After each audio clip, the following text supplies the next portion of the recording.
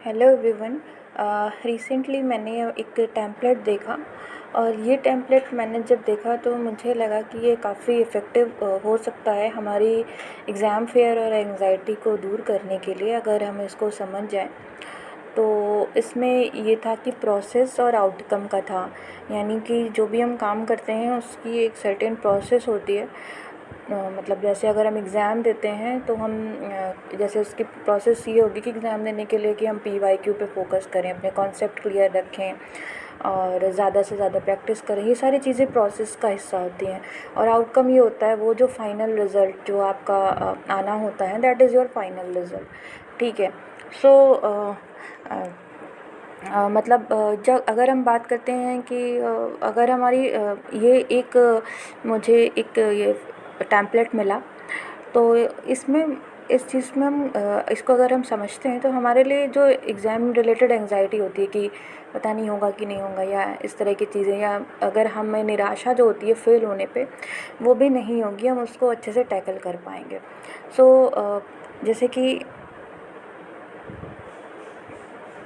अगर हमारी process good है, अगर हमारी प्रोसेस जो है वो तो बेकार है, लेकिन जो हमारा रिज़ल्ट है वो अच्छा आ गया। ठीक है।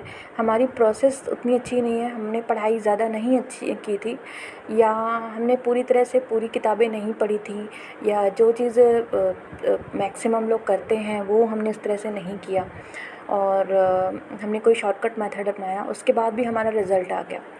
तो that is your lucky break. ठीक है। मतलब वो आपके लिए एक टेम्परेरी लक है, वो आपके आप उसमें वहाँ पे लकी हो गए, उसमें आपका बहुत रोल नहीं होता है।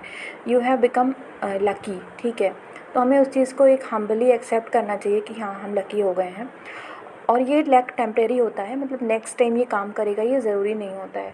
सो इन दैट केस हम उसे हम्बली एक्सेप्ट करके, और जो हमें मौका मिला है, जो अपॉर्चुनिटी मिली है, लेट्स से कि अगर आपका प्रीलिम्स क्लियर हो गया ड्यू टू लक, तो you have that opportunity to do good in mains. ठीक है। मेहनत करने का चांस वहाँ पर है, अच्छे से फॉलो करके हम अपनी जो लक है उसको परमानेंट कर सकते हैं।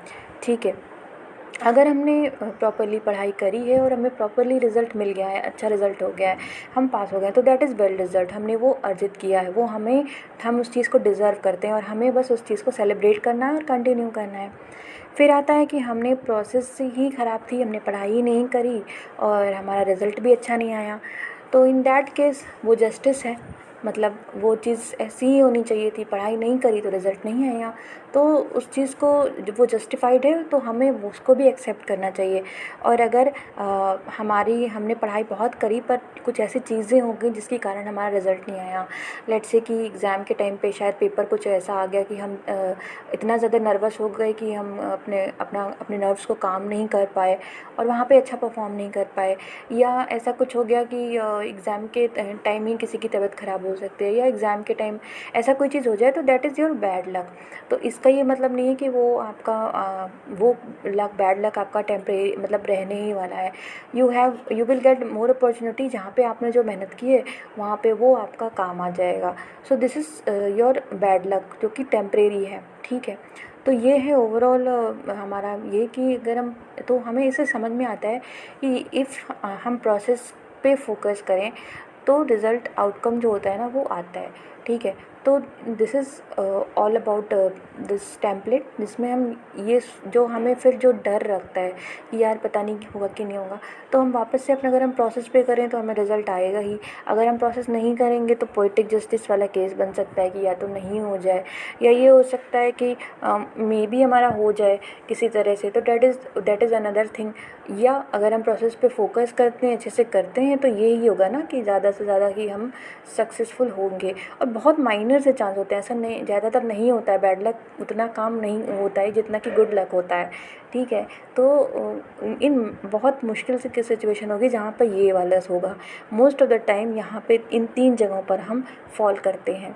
तो this was all about this video. I hope कि it may help you in some way. Thank you.